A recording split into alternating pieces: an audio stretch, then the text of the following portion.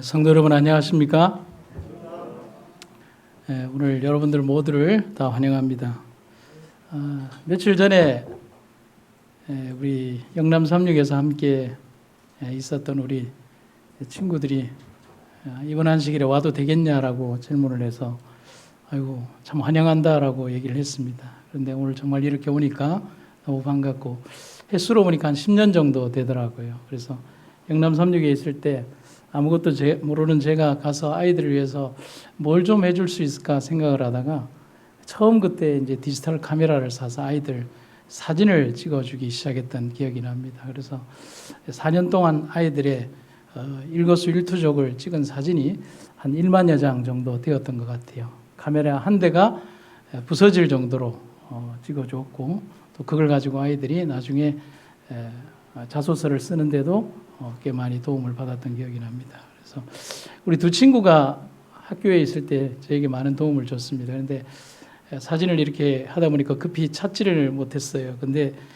언뜻 기억이 나는 게 채플 시간에 게으름이라는 설교를 해야 하는데 게으른 얼굴을 찾아야겠는데 도대체 방법이 없는 겁니다. 그런데 그 게으른 얼굴들이 어디에 많으냐 하면 기숙사에 가면 한 300명이 있습니다.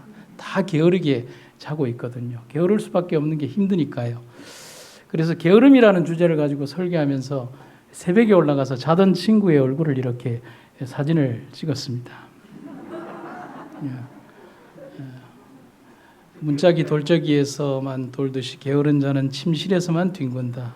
좀 더 자자, 좀 더 졸자, 손을 모으고 좀 더 쉬자 이러면서 저렇게 자기의 얼굴을 내어주면서 설교에 도움을 주었던 친구들입니다. 또 현민군도 우리 연극을 하면서 했던 사진들이 있는데 지금 찾지 못해서 좀 아쉽네요. 더 적나라한 사진들이 있는데 보여드리지 못해서 했습니다. 하여튼 오늘 이렇게 만나게 된 것을 인해 감사드리고 앞으로의 여정에도 하나님의 은혜가 함께하기를 간절히 바랍니다. 오늘 저는 여러분과 함께 살아있는 믿음이라는 제목으로 함께 은혜를 나누도록 하겠습니다. 로마서 12장 1절에 있는 말씀을 가지고 한번 보도록 하겠습니다. 그러므로 형제들아 내가 하나님의 모든 자비하심으로 너희를 권하노니 너희 몸을 하나님이 기뻐하시는 거룩한 산 제사로 드리라. 이는 너희의 드릴 영적 예배니라. 1453년에 회교 군대가 기독교의 성지라고 하는 콘스탄티노플을 포위를 했습니다. 콘스탄티노플은 로마와 함께 중서 기독교의 성도라고 할 수 있었고 천여 년간 함락되지 않은 난공불락의 요새가 콘스탄티노플입니다. 그런데 이 공격 속에서 콘스탄티노플은 굉장히 위험한 지경에 쌓였게 되었습니다. 천년고도가 무너질 지경에 처해 있었던 것입니다. 이렇게 풍전등화 같은 어떤 제국의 앞날이 멸망의 끝지점을 달리고 있을 때 교회의 사제들은 그때 당시에 교회에 모여서 어떤 토론을 했냐면 이런 토론을 했습니다. 성모 마리아 상의 눈의 색을 무슨 색으로 할 것이냐? 천사는 남자냐 여자냐? 세례를 베푸는 성수에 파리가 빠져 죽었는데 성수가 오염되었느냐 아니면 파리가 성화되었느냐? 그래서 두 파로 나뉘었어요. 성수 오염파와 파리 성화파가로 나뉘어서 아주 극렬하게 싸우다가 결론을 내지 못하고 그런 싸움과 무모한 교리적 논쟁을 벌이다가 콘스탄티노플은 점령되고 맙니다. 천년고도가 무너졌죠. 그뿐만이 아닙니다. 제정 러시아 말기에 공산화되던 당시에 러시아 정교회는 반을 위해 천사가 몇 명이나 앉을 수 있는지를 다투다가 교회의 문을 닫는 비극적 결말을 보기도 했습니다. 여러분 한번 생각해 보시죠. 천사 위에 바늘 끝 위에 천사가 몇 명이나 앉을 수 있을까요? 1917년 러시아 모스크바에서는 종교 지도자들의 회의가 있었습니다. 회의의 안건은 딱 두 가지였습니다. 첫 번째 안건은 사제들이 입는 가운의 후드의 색깔을 금색으로 할 거냐 빨간색으로 할 거냐. 두 번째 안건은 축도를 할 때 손 모양을 위로 펼칠 것이냐 아니면 손을 모아서 밑으로 내릴 것이냐 하는 문제였습니다. 여러분 이게 중요합니까? 여러분 후드의 색깔을 후드가 뭔지 모르겠지만 깃털 이걸 말씀하는 것 같은데요. 이 후드의 색깔을 무엇으로 하느냐가 그렇게 중요합니까? 여러분 1917년은 레닌의 2월 혁명과 10월 혁명이 있었던 러시아 제정의 어떤 공화국의 말기의 끝지점이었고 그 러시아가 멸망해 가는 그런 상황이었습니다. 결국은 몇 시간 동안 난상 토론이 벌어졌지만은 결론을 얻지 못하고 서로 싸움만 하다가 끝나게 됩니다. 바로 그 해에 레닌이 이끄는 공산혁명부대가 모스크바로 침공을 해서 그렇게 무의미한 논쟁을 벌이던 기독교인을 포함해서 125만 명의 기독교인이 시베리아로 피난을 가거나 교회는 문을 닫고 수백만 명의 사람들이 죽임을 당하는 피해 숙청, 피해 10월이 열렸다는 사실이죠. 여러분 무엇을 느끼십니까? 우리는 여기에서 한 가지를 생각을 해야 합니다. 교회와 성도의 가장 중요한 본질은 교회의 주인이신 그분과 살아있는 연결이 되어야 있어야 한다는 것입니다. 쓸데없는 논쟁, 의미 없는 다툼, 그리고 성서의 어떤 기별과 아무런 상관이 없는 그런 일들로 인하여 무모한 전쟁과 교리적 논쟁은 아무런 도움이 되지 않는 것입니다. 가치도 없고 명분도 없고 의미도 없는 것에 한없이 집착하는 그런 신앙을 가져서는 안 된다는 겁니다. 결론적으로 우리가 말씀드리면 우리의 신앙은 살아있어야 합니다. 아멘입니까? 믿음으로 산 자만이 살아있는 믿음의 연결을 유지한다는 것입니다. 그 본문의 말씀에 입각한 예언의 신을 이렇게 말을 하고 있습니다. 형제들이여, 그대들이 산 믿음으로 심령을 하나님과 연결시킨다면 그분께서는 그대들을 능력 있는 사람으로 만들 것이다. 바울은 오늘의 말씀에서 믿음에 있어서의 두 부류, 예배에 있어서의 두 부류가 있음을 말하고 있습니다. 그런데 그 차이가 어떤 차이냐면 살아있느냐 죽었느냐 하는 것입니다. 생물이나 동물은 아닐진데 명확히 산 것과 죽은 것으로 우리의 믿음과 우리의 예배와 우리의 삶과 우리의 신앙과 우리의 기도를 구분하고 있다는 것이죠. 여러분 이건 무서운 것이에요. 살았으나 죽었다라고 하는 표현이 이 계시록에 있는 교회에 나오지 않습니까?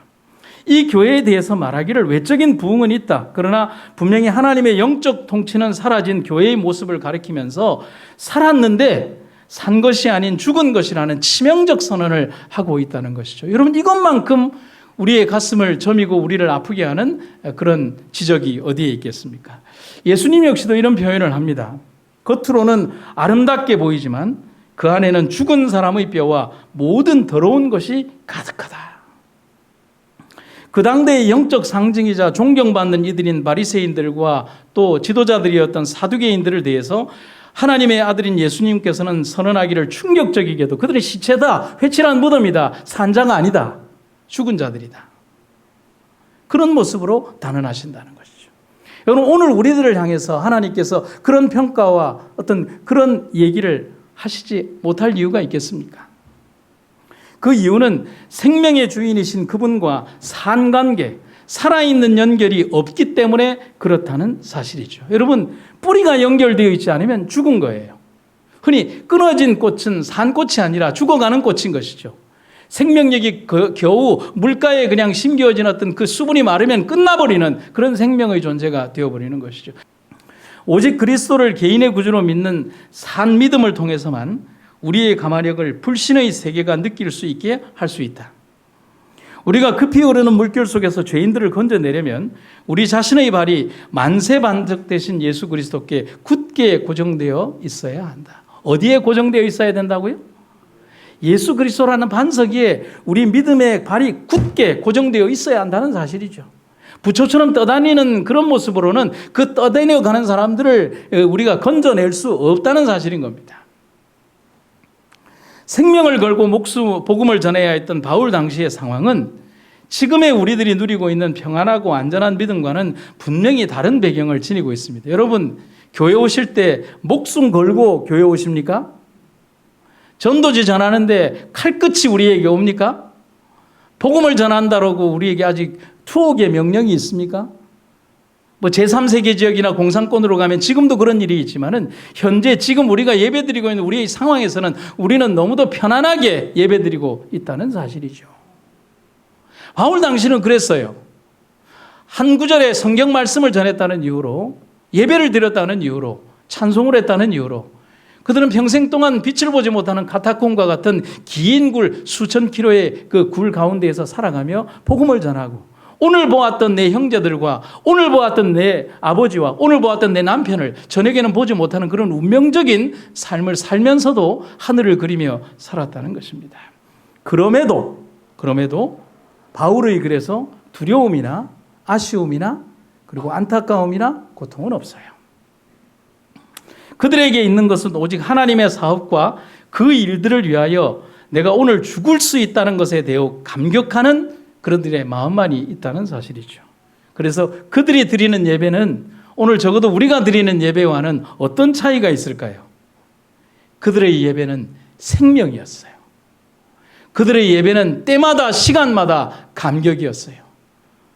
한 구절의 찬미가 흘러나올 때 눈물이 폭포수처럼 흘러내리는 것입니다. 저 하늘 번향을 그리며 노래할 때 오늘 오전에 죽어간 형제들, 어제 죽어간 내 형제들, 그 이전에 죽어갔던 형제들, 앞으로 죽어갈 형제들의 그 미래의 복음을 향하여 영원한 생명의 부활을 생각하며 그들은 눈물을 흘리지 않을 수 없는 것이죠.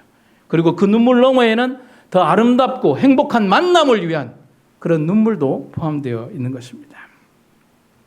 초대교회 성도들은 그들에게 들려오는 소식이 비록 참담한 죽음이나 순교의 소식일지라도 희생과 죽음이 많아지면 많아질수록 그들은 더욱더 더 큰 믿음과 살아있는 믿음으로 하나님을 믿었다는 사실입니다. 여러분, 다시 한번 지난주에 했던 말을 반복해 볼까요? 따라해 보시죠. 우리는 그리스도인입니다. 우리는 그리스도인이 되어야 합니다.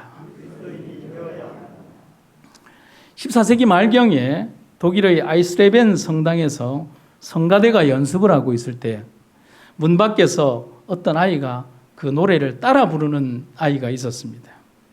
옛날에는 예배가 굉장히 엄하고 성가대도 굉장히 엄격했습니다.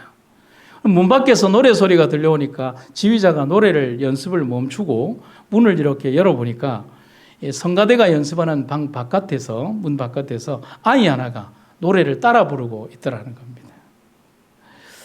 거기에 보니까 12살쯤 된 소년이 이렇게 바른 자세로 찬양대와 함께 같이 노래하고 있다는 거죠. 너 여기서 뭐 하고 있냐? 그 소년이 고개를 똑바로 들면서 지휘자에게 이런 얘기를 하는 겁니다. 성가대원이 되고 싶어서 노래를 부르고 있습니다.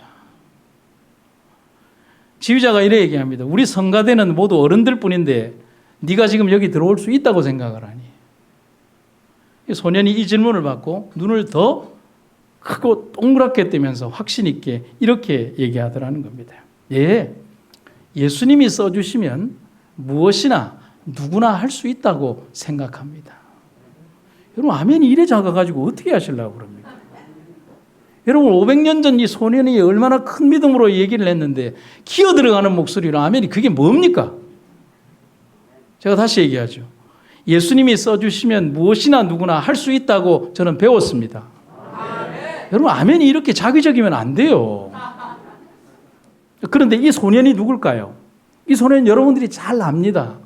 500년 전에 중세 이 캐톨릭 교회가 전 세상을 암흑으로 뒤덮고 있을 때 이 교회를 복음의 빛으로 첫 단추를 깨웠던 바로 마르틴 루터였습니다. 이 소년의 떡잎이 정말 남다르죠? 여러분, 저는 여러분들에게 이런 말씀을 드립니다. 하나님은 결코 이루지 못할 일이 없으십니다. 히브리서 믿음장에 나열된 참 많은 이들의 그 믿음은 박물관에 전시될 그런 믿음이거나 혹은 여러분들이 좋은 교훈 하나 배웠다라고 생각할 그런 명언집에 있는 그런 이야기이거나 그냥 TV 속에서 보는 그냥 좋은 사람의 이야기라고 생각해서는 안 됩니다. 예수님이 써주시면 하실 수 있는 것처럼 오늘날 순교가 필요하다면 이 자리에서 순교자가 나오는 겁니다. 오늘 하나님이 쓰시겠다고 하면 500년 전에 그 사람을 쓰시는 게 아니라 오늘 이 자리에 있는 사람이 그 쓰임에 사용되어야 하는 것입니다. 그렇기에 오늘 우리가 당장에 지금 이 시간에 우리는 미루지 않고 주님과 연결된 삶을 살아야 한다는 것입니다. 그것이 정답입니다. 첫 번째, 우리에게 산 믿음이 있을 때 우리는 하늘과 연결됩니다. 야곱의 이야기가 여기에 기록이 되어 있습니다. 꿈에 본즉 사닥다리가 땅 위에 섰는데 그 꼭대기가 하늘에 닿았고 또 본즉 하나님의 사자가 그 위에서 오르락 내리락 하더라. 야곱은 자기가 예정할 수 없었던 극적인 경험을 이 야복강에서 합니다. 쫓겨가는 그가 돌을 취해서 피곤한 몸을 쉴 때 그의 꿈에 하늘과 닿는 맞닿은 사다리가 놓여진 겁니다. 그런데 그 사다리를 통해서 하나님의 사자와 천사들이 오르락 내리락 하고 있는 겁니다. 비록 야곱 지금의 모습이 아직은 속이는 자고, 그래서 도망가는 도망자고, 부모를 숙인 불효자고, 하나님의 은혜를 거스린 비겁한 사람으로 지금 현재는 그럴지 모르지만, 그러나 하나님은 먼 훗날 다시 이 땅으로 돌아올 믿음의 사람 이스라엘을 보시고 그에게 꿈을 통하여 보여주시는 것입니다. 얼마나 감격적인 겁니다. 여러분, 이 장면을 본다면 하나님께서는 믿음의 백성들의 생애와 그들의 마음에 연결된 통로를 가지기를 원하시는 겁니다. 지금 우리가 조금 전에 봤던 사닥다리를 보았던 그 야곱의 모습은 여러분, 변화된 모습이 아닌 변화될 그의 모습을 바라보시며 하나님께서 그와 영적 연결, 그리고 살아있는 연결을 이루시고자 하는 하나님의 섭리의 장면이라는 사실입니다. 그것은 결코 어떠한 다른 힘에 의해서도 무너지지 않을 하나님의 든든한 사다리가 연결되어 있다는 사실입니다. 거센 물결을 타고 오르는 연어들은 참 희한하게도 거대한 급류를 타고 거슬러 올라갑니다. 그런데 어떤 분의 표현처럼 연어는 그 안에서 그들만의 통로를 가진 것처럼 도저히 불가능해 보이는 그런 협곡과 폭포를 거슬러 올라가는 겁니다. 아무리 불가능해 보이는 급류와 절벽에 가까운 폭류 속에서도 그들은 그들만의 통로를 가지고서 분명히 그들이 가고자 하는 상류의 장소에까지 이르러서 알을 낳고 그들의 생을 마감을 합니다. 우리가 아무리 봐도 통로나 이런 계통은 없지만 통로가 있는 것처럼 결국은 그 끝위까지 올라서 그들이 산란되었던 그 장소로 돌아와서 그 생을 마감한다는 사실이죠. 이런 비슷한 얘기는 또 있습니다. 옛날 동화에서 우리가 아는 것처럼 햇님, 달님 얘기 여러분 알고 계시죠? 호랑이에 쫓긴 남매가 하늘에다가 빕니다. 근데 하늘에서 동아줄 하나가 내려옵니다. 동아줄을 타고 간 남매가 올라가서 하나는 해가 되고 하나는 달이 되었다고 합니다. 그게 햇님 달님 동화에 나오는 겁니다. 그런데 동아줄을 잡은 존재는 그 아이들만이 아니죠. 그 뒤에 그 아이들을 잡아먹으려고 왔던 누구요? 호랑이도 동아줄을 잡습니다. 그런데 뒤따라서 온 호랑이는 썩은 동아줄을 타고 올라가다가 떨어지고 죽은 그 뒤의 이야기도 우리도 잘 알고 있습니다. 호랑이는 떨어져 죽죠. 우린 여기에서 무엇을 생각할 수 있습니까? 동일하게 하늘과 연결된 줄이기는 하지만 구하는 자가 누구고 어떤 마음으로 구했는가에 따라서 결과는 전혀 달랐다는 사실이죠. 하나는 살고 하나는 죽었습니다. 오늘 저는 여러분과 저에게 질문을 합니다. 여러분과 저는 어떤 줄을 오늘 잡고 있습니까? 홍해의 바다도 그랬습니다. 똑같이 갈라진 바다에서 이스라엘 백성들은 살고 이집트 군사는 죽었습니다. 여러분, 오늘 우리는 그분과 연결된 통로가 있습니까? 하나님은 우리에게 그 통로를 주셨고 우리는 그 통로를 통하여 아무리 세찬 세상의 바람과 폭류 속에서도 하나님과 연결된 살아있는 통로를 가진 여러분과 제가 되기를 간절히 바랍니다. 하늘과 땅을 연결하시는 그리스도는 곧 사다리가 되신다. 우리는 사다리를 한 계단 한 계단 올라감으로 구원을 받는다. 그리스도를 바라보며 그리스도께 매어 달리며 그리스도의 키까지 점점 올라가서 그분이 우리에게 지혜와 의와 성화와 구속이 되신다. 믿음, 덕, 지식, 절제, 인내, 경건, 형제 위에 사랑이 이 층계의 계단을 이룬다. 하늘과 땅을 연결하는 그 사다리는 예수 그리스도이십니다.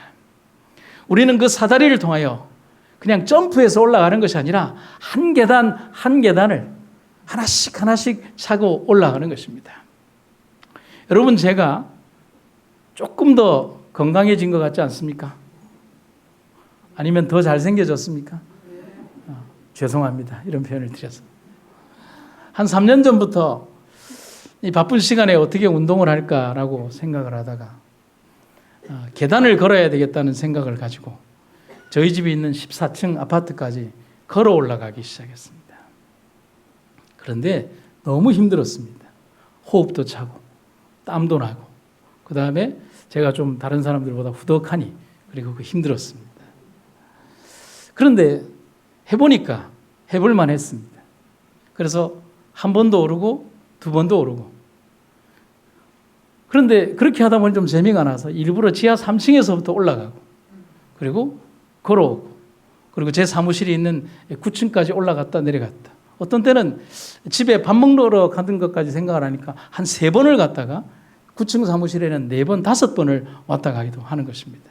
그렇게 6개월, 1년이 지나면서 그 전에 있었던 다리에 통증도 없어지고 허리도 아프지 않고 그리고 밥도 맛있고 삶이 즐거워지기 시작했습니다. 요즘은 조금 더 걷기 위해서 일부러 프루지오 저 뒤로 해서 가파른 길을 통해서 이렇게 옵니다. 얼마나 재밌는지 모릅니다. 제가 이 긴 이야기를 드리는 것은 14층까지 계단을 단번에 올라가는 방법은 엘리베이터밖에 없습니다. 그렇죠? 한 걸음이면 되죠. 들어가는 한 걸음, 나오는 한 걸음이면 됩니다. 제가 얻는 건 없습니다.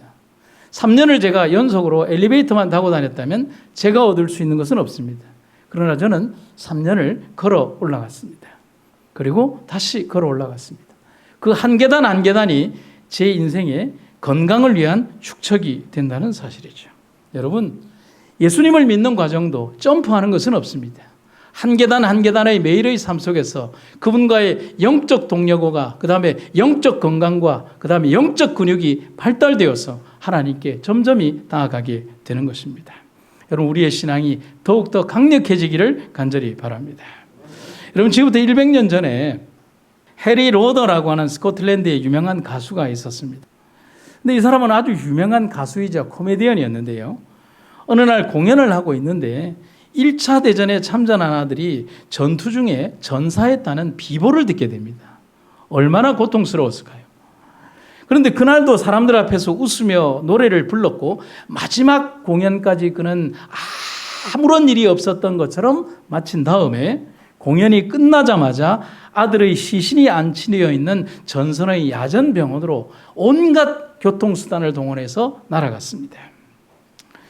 그리고 그는 밀려오는 슬픔을 주체할 수 없었지만은 그 상황 가운데에서 아들의 시신을 부여안고 울다가 자기 주변의 상황을 한번 보았어요. 거기에는 변변치 못한 야전병동에 팔다리가 잘려나간 병사들, 고통 중에 울부짖지만 위로해 줄 수 없는 사람들, 죽었지만 찾아올 사람이 없는 그런 슬픈 사람들이 너무 많았고 아들의 시신조차 없어서 그냥 땅을 부여잡고 울고 있는 자기와 같은 부모들의 모습을 봤어요. 여러분, 이런 말이 있죠. 전쟁은 윤리가 없다고요. 윤리가 없는 그 땅 아래에서 그는 자기 자신만이 고통당하는 것이 아닌 것을 봤어요. 그리고 그는 그 자리에서 아들의 장례가 끝나지도 않고 시신을 수습하지도 않은 상태에서 그는 부대에 요청을 해서 그 병사들을 위한 위문 공연을 했습니다. 단 하나의 슬픔도 없었던 것처럼 수천 명의 장병들 그리고 기부스를 하고 팔다리가 잘려진 그 야전병동의 장병들 앞에서 그는 몇 시간 동안 하루 종일 그들을 위하여 노래 부르고 웃겨주고 그들에게 슬픔을 없애기 위한 공연을 하고 난 다음에 이 모든 공연을 하고 그들에게 웃음을 준 다음에 아들의 시신과 함께 고국으로 돌아오게 되었습니다. 전쟁이 끝나고 잡지사에서 해리 로더를 취재를 했습니다. 기자의 질문은 딱 한 가지였어요. 당신은 어떻게 글을 쓰게 할 수 있었습니까? 여러분, 우리도 그런 질문을 할 수 있지 않겠습니까? 당신은 그 극한의 슬픔에서 어떻게 그렇게 하실 수 있겠습니까? 해리 로더가 이렇게 대답을 합니다. 고난을 맞이하는 인간의 태도는 3가지입니다. 이 세상을 비관함으로 좌절하든지 술을 계속 마심으로써 파멸하든지 하나님께 슬픔을 가져가든지 하는 것입니다. 저는 슬픔을 하나님께 가져가 맡김으로써 위로와 힘을 얻었고 그것을 다른 사람에게 증거할 수 있게 되었습니다. 여러분, 믿음이 가져다주는 가장 위대한 것이 바로 이런 것이 아니겠습니까? 아무것도 아닌 상황이거나 아무런 시험도 일어나지 않는 상황으로 우리를 데려다 달라고 제발 그런 기도는 하지 마시기를 바랍니다. 눈만 뜨면 그냥 금이 나오고 은이 나오는 그런 어떤 재물의 복이 내게 일어나 달라고 그런 기도는 하지 마시기를 바랍니다. 여러분, 이런 말이 있죠. 비가 오지 않는 그냥 햇볕이 쨍쨍한 날만을 원한다면 너는 얼마 있지 않아 사막을 얻게 될 것이다. 어떤 일이 일어난다 할지라도 결코 무너지지 않는 힘을 갖는 것, 그것이 믿음이라는 사실이죠. 태풍이 불고 바람이 불어닥치고 때로는 고난이 있고 슬픔이 있고 모략이 있고 험담이 있고 고통이 있고 아픔이 있고 절규가 있고 죽음이 있고 이별이 있지만 그 모든 상황 가운데에서도 여전히 나를 사랑하시는 연결된 그분께 나 역시도 연결되어 있다는 사실을 잊지 않는 믿음이 우리의 믿음이 되기를 간절히 바랍니다. 오늘 하늘과 맞닿은 사다리에 힘껏 매달려서 우리의 첫걸음을 하늘로 향해서 가는 여러분과 제가 되기를 간절히 바랍니다. 두 번째로, 산 믿음은 불가능을 가능으로 바꿉니다. 겨자씨에 대한 얘기를 하면서 겨자씨만한 믿음이 있으면 산을 명하여 여기에서 저기로 옮기라 하여도 된다고 했고요. 뽕나무더러 뿌리가 뽑혀 바다에 심겨우라 하면 그렇게 될 것이다. 어떤 믿음만 있으면요? 아주 겨자씨만한 믿음만 있으면요. 우리는 여기에서 무엇을 알 수 있냐면 믿음은 도저히 이루어질 수 없는 불가능한 일을 이루게 하는 만드는 힘을 갖고 있다는 사실이죠. 여러분, 현실 속에서 우리가 당면한 모든 일들을 내 스스로 이룩할 수 있거나 내가 아는 사람이 다 해줄 수 있거나 내가 아는 모든 일들을 그냥 인간의 편에서 다 할 수 있다면 신이 필요할까요? 우리는 살아가면서 인간의 능력이 범접할 수 없는 수없이 많은 어떤 불가능한 현상들과 일들 앞에서 우리는 하나님의 존재, 하나님의 능력이 필요하다는 사실을 분명히 깨닫게 되는 것입니다. 여러분, 내 믿음이 그렇다는 것이 아니라 내가 믿는 믿음의 주님께서 그렇게 이루어 주신다는 것입니다. 아멘입니까? 다시 한번요. 내 믿음이 그렇다는 것이 아니라 내가 믿는 믿음의 주님께서 그렇게 이루어 주신다는 것입니다. 그래서 바울은 오늘의 본문 로마서 12장 1절에서 우리를 제단의 제물로 드리라고 말씀하십니다. 살아서 꿈틀거리는 생명력이 있는 산자의 모습으로 우리의 삶과 생애 전부 다를 드리라고 말하고 있습니다. 그런데 여기에서 제사라는 표현을 쓰고 있죠. 여러분, 제사가 뭐죠? 우리식의 제사가 아니라 흔히 말하는 제사는 죽은 음식을 가지고 죽은 자에게 드리는 예식입니다. 죽은 고기와 죽은 짐승의 피를 가지고 드리는 것이 제사입니다. 그런데 바울은 독특하게도 이제 우리의 제사는 그런 제사를 드리지 말고 살아있는 제사를 드리라고 말을 합니다. 그것은 오직 생명력을 지닌 교회와 생명력을 지닌 성도들이 드리는 참된 예배를 하나님께 드리라는 것입니다. 여러분, 그래서 참된 예배와 산제사란 이럴 수 있는 것입니다. 형식이 진리를 대체하고 인간적인 말과 생각이 말씀을 대체하고 선교적 사명과 순교자적 사랑보다는 그럴싸한 예배만 드리려는 형식주의의 교회가 드리는 희망이 없는 제사가 아니라 이것과 정반대되는 살아있고 생명력이 있으며 선교자적 사명과 순교자적 사랑으로 이 세상에 대한 욕심보다는 영원에 대한 생명과 사랑과 거룩한 욕심을 가지고 하나님 앞에 살아가는 백성이라는 것입니다. 여러분, 여자의 최고의 관심은 뭘까요? 그렇죠. 그 아름다움을 유지하는 방법은요? 화장이죠. 대답이 여기서 다 나올 줄은 몰랐어요. 네. 적어도 여기서 나와야 하는데 여기서 다 나오셨어요. 네. 여러분, 제가 뭐 이런 표현을 해서 죄송하지만 여자에게 있어서 얼마나 화장이 중요하냐. 옛날에 칼럼니스트를 썼던 한 기자분이 말씀을 하시기를 여자들이 20대 하는 것을 화장이라고 그러고 30대 하는 것을 분장한다 그러고 40대 한다는 것을 변장한다 그러고 50대 이후에 하는 것을 환장했다고 뭐 그런 표현을 합니다. 그만큼 이제 화장의 중요성을 설명을 하죠. 그런데 화장의 가장 중요한 원리는 화장은 하는 것도 중요하지만 분명히 지워야 합니다. 그게 중요하죠. 여러분, 화장을 언제부터 했을까요? 화장을 가장 먼저 시작한 사람들은 고대 이집트 여인들이었다고 합니다. 자기 매력을 한창 돋보이게 하려는 의도였습니다. 그런데 천년두가 유행하던 중세에는 마마 자국을 감추기 위해서 화장을 아주 진하게 했습니다. 서커스단의 광대는 사람들을 웃기기 위해서 피에로 화장을 했고요.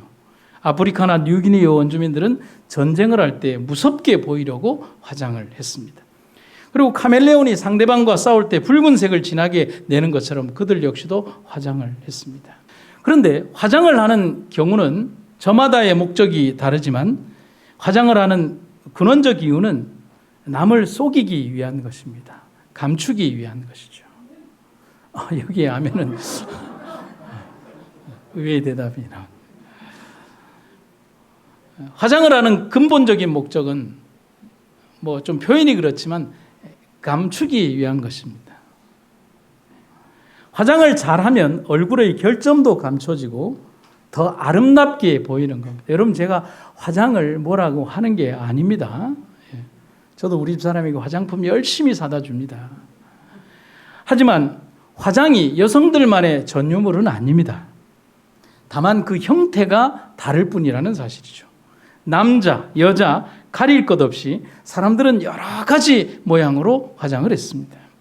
학벌, 가문, 지연, 지역, 돈, 명예 등 여러 가지 우리 인생의 어떤 감추고 싶은 것들을 감추기 위한 화장의 도구들은 굳이 이렇게 얼굴을 커버링하는 것 이외에 많이 있다는 사실이죠. 저도 역시 이 옷도 역시 화장의 하나라고 할 수가 있지 않겠습니까?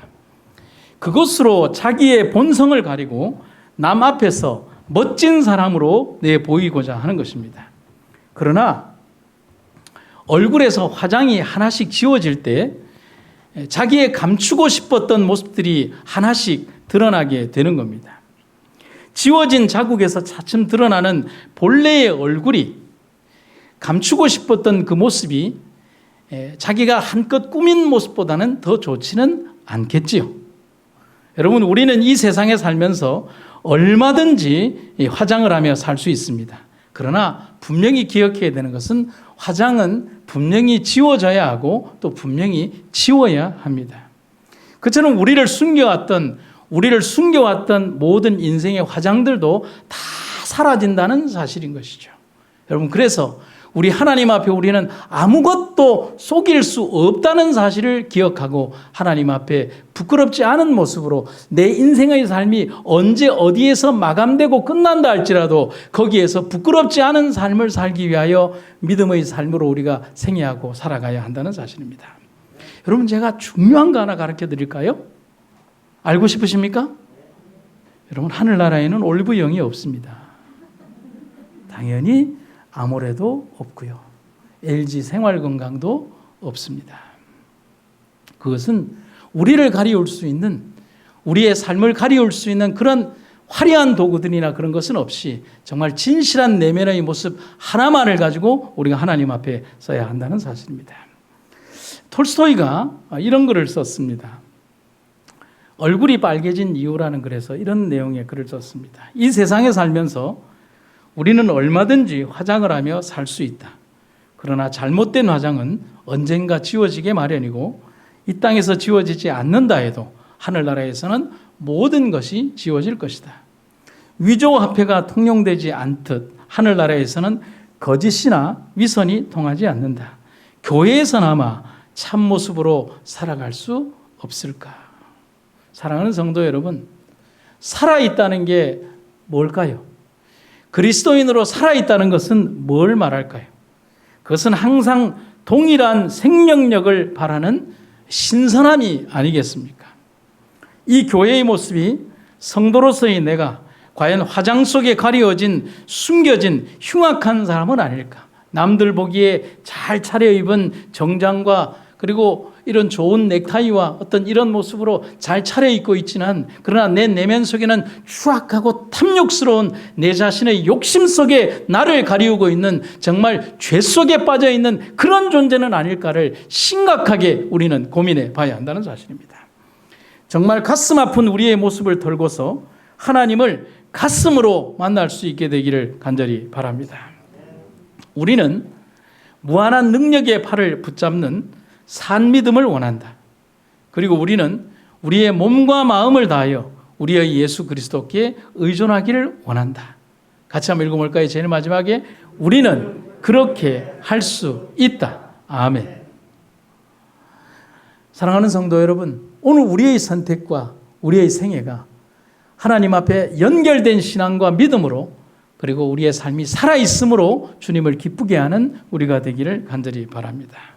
그리고 마지막으로 살아있는 믿음을 가진 사람은 절대로 죽일 수 없습니다.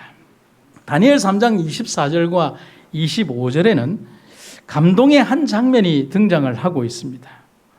약관의 젊은이들만이 남겨진 두라의 넓은 평지에 금신상이 하나 서 있고 그들에게 절하지 않으면 그리고 그들은 불구덩이에 넣어서 죽임을 당한다는 이미 내려진 사형 명령이 있음에도 불구하고 죽을 길이 예비된 그 자리에서 신앙을 하나님만을 믿겠다는 신앙을 그대로 천명한 하나님의 젊은 청년들이 있습니다. 여러분, 사단과 사단의 대리자들 곧 우리의 원수들은 3명의 청년들을 죽일 수 있다라고 생각했습니다. 그리고 그들을 7배나 달구어진 풀무불 속으로 던져 넣으면서 그들을 죽였다라고 생각했고 당연히 죽였다라고 결정을 받습니다. 그러나 7배의 풀무불은 3명의 청년을 삼켰지만 또 한 분의 임재로 그들에게로 되돌아왔습니다. 결코 죽을 수 없는 사람들. 그 이유는 무엇일까요? 그들이 이미 그들의 삶과 생애 전부 다를 주님의 제단에 바쳤기 때문이 아니겠습니까?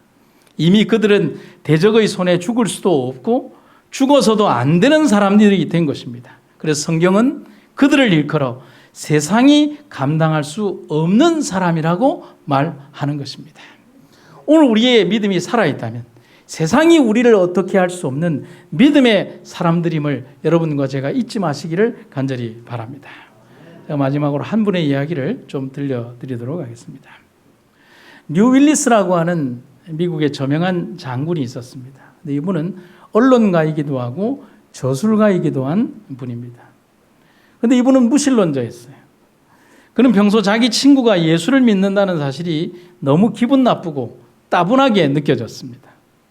이렇게 과학이 발달한 세상에서 구시대적 유물인 성경을 믿는다는 것이 참 한심해 보였습니다. 그래서 그는 성경의 불합리성과 비과학적인 모순을 밝혀내서 자기 친구에게 가르쳐주고 세상에 널리 폭로하기 위해서 열심히 성경을 공부하기 시작했습니다.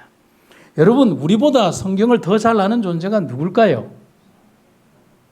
사단이죠. 여러분, 지난달인가요? 지지난달에 저희 교회에 와서 주말 부흥회를 진행했던 우리 김성진 목사님 기억하시죠? 성경 달통을 진행했던 목사님. 그 목사님이 그 아이를 잃어버린 일화에서 조금 표현되지 않은 내용이 있어서 그때 말씀하지 않아서 제가 드리는 말씀은 아이를 잃어버리고 이 부부가 정말 애타는 마음으로 아이를 찾고자 기다리고 있는데 하나님을 믿는 목사님이다 보니까 복음을 전하는 목사님이다 보니까 안식일이 되면 교인들 앞에 설교를 하고 그렇게 하는 모습을 보니까 경찰들이 오해를 한 겁니다. 아니 어떻게 아이를 잃어버린 부모가 저렇게 태어날 수 있을까? 저렇게 일상의 삶을 할 수 있을까? 그러면서 이 목사님을 그 용의자 선상에 같이 두었다고 합니다. 당연하지 않겠습니까? 그래서 그러면 왜 그런 일을 했을까라고 생각을 하면서 이 교회와 이 목사님을 알아야 되겠다고 생각하면서 포항에 있는 그 오천 경찰서에 있는 모든 직원들이 오늘의 신앙을 전부 다 자율적으로 공부를 했다고 합니다. 왜냐하면 이 교회를 알아야 하니까요. 그 교회에서 가르친 게 아니라 이 교회의 목사님을 이해하기 위해서는 그 전부 다 오늘의 신앙을 공부했다라고 합니다. 그러니까 우리를 공격하는 대적의 사람들이 우리를 공격하기 위해서 뭐를 봐야 할까요? 성경을 연구해야 하는 것입니다. 유일리스 역시도 성경의 이 잘못된 것을 지적하기 위해서는 누구보다도 깊이 역사와 성경을 연구할 수밖에 없었습니다. 그런데 이상한 일이 벌어졌어요. 성경을 연구하면 연구할수록 역사와 너무 들어맞는 겁니다. 그리고 성경을 연구하고 공부하면 공부할수록 놀랍고 신비한 사실들에 부딪히기 시작한 것입니다. 고고학적으로, 역사학적으로 수많은 자료들을 갖다 놓고 성경을 연구하면서 그는 성경의 놀라운 증언에 압도되기 시작하는 것입니다. 그는 결국 성경에 대한 반론을 펴기 위해 책 제목을 구상하고 1장과 2장을 써내려가려고 했으나 결국 2장을 못 끝내고 그의 공격적인 글을 쓰는 책을 붓을 꺾고 말았습니다. 그리고 그는 성경 속에서 발견한 그 놀라운 예수 그리스도가 바로 하나님이며 구세주라는 엄연한 사실을 확인하자 예수님을 자기의 구세주로 영접하게 되었습니다. 그리고 그는 그 후에 급속도로 그리스도와의 사랑에 빠지기 시작했고 그 예수 그리스도를 이제는 공격하는 것이 아니라 세상에 소개하고 싶어서 다른 한 권의 책을, 방대한 책을 쓰기 시작했습니다. 그 책이 여러분도 너무나 잘 아는 벤허라고 하는 책입니다. 1959년에 우리나라에 개봉되었던 영화 벤허로도 유명하죠. 이 책이 바로 소설로, 영화로 만들어져서 전 세계의 사람들에게 감동을 불러일으킨 벤허입니다. 여러분, 절대로 무너지지 않는, 절대로 죽을 수도 없고 죽지도 않는 삶이 그리스도인의 삶이며 하나님의 능력의 말씀은 철옹성같이 철판과 갑으로 휩싸여 있을 것 같은 그런 차디찬 그 사람의 마음속을 깨고 들어가서 그 사람을 하나님의 사람으로 만들 수 있는 능력이 있다는 사실을 우리는 기억하시기를 간절히 바랍니다. 하나님과 연결만 되어 있다면 말입니다. 사랑하는 성도 여러분, 과연 오늘 우리의 예배에 생명이 있을까를 생각해 봅니다. 1861년 엘렌 G 화이트의 남편 제임스 화이트는 임종 직전에 마지막으로 이런 유언을 했습니다. 예수님은 나에게 가장 소중한 분이었습니다. 여러분, 저는 이 제임스 화이트의 마지막 유언의 말을 들으면서 이런 생각을 했습니다. 그의 고백 속에 담긴 믿음을 생각했습니다. 그의 삶은 연결되어 있었다는 것입니다. 그리고 연결되어 있었기에 후회하지 않은 삶을 산 그 종의 마지막은 자기가 떠나면서도 기대감을 가지고 떠날 수 있으며 남겨진 자들에게 소망을 줄 수 있다는 사실입니다. 오늘 우리의 삶에서 그리고 우리가 드리는 이 예배가 살아서 꿈틀거리는 예배 되기를 소망합니다. 말씀을 마치겠습니다. 사랑과 은혜가 충만하신 아버지 하나님, 우리의 살아가는 삶 속에서 언제나 우리의 삶을 주관하시고 인도하신 아버지의 은혜를 감사드립니다. 세상 속에서 죽을 수밖에 없는 존재들, 아무런 희망이 없는 우리들의 삶이었지만 주께서 우리를 의미 있게 만드시고 생명의 기원으로 다시 살리신 주의 은혜를 감사드립니다. 오늘 우리의 삶이 영원한 하늘을 바라보는 일에 지치지 않도록 도와주시고 우리 삶의 여정의 끝까지 하나님 함께하여 주시옵소서. 때로 우리 지나가다가 멈추는 그 순간이 된다 할지라도 우리 육체의 삶이 잠깐 멈추는 그 자리가 영원의 자리가 아니며 주님 다시 불러 세울 그 날을 고대하며 삶의 마지막 여정까지 주를 향한 걸음을 잊지 않게 하여 주시옵소서. 세상이 아무리 우리에게 손을 벌리고 세상의 아름다움이 우리에게 아무리 유혹을 한다 할지라도 주님 주실 영원한 하늘에 비기지 못함을 기억하게 하시며 오로지 주님만 바라보는 신앙이 있지 않게 하여 주시옵소서. 고통당하는 주의 백성들을 기억하시고 투병 중에 있는 주의 사랑하는 아들과 딸들을 기억하시며 삶 속에서 기도의 응답을 바라며 주께 탄원하는 모든 주의 백성들의 그 기도가 함께하도록 도와주시옵소서. 이 교회를 사랑하시는 주님, 이 병원을 70년 동안 이끄셨던 아버지 하나님, 주의 영원한 은혜와 사랑이 이 병원과 교회를 이끌어 주시며 하늘의 영원한 소망 가운데 사명을 잊지 않게 하여 주시옵소서. 예수님의 이름으로 기도드립니다.